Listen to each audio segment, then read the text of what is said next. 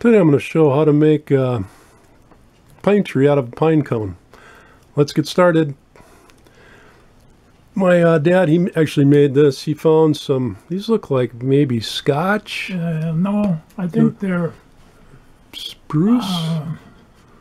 Those almost look like a spruce tree.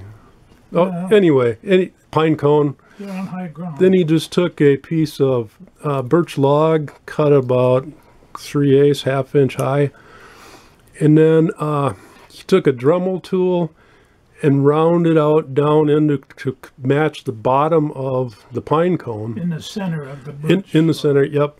And then just you put some white glue that turns clear, and then just set the pine cone in it, Yep. and put some things around it to support it, to hold it until it dries.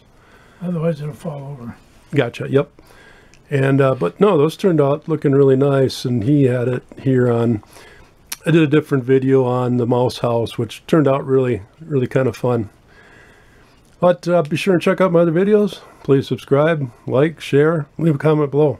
Have a great day.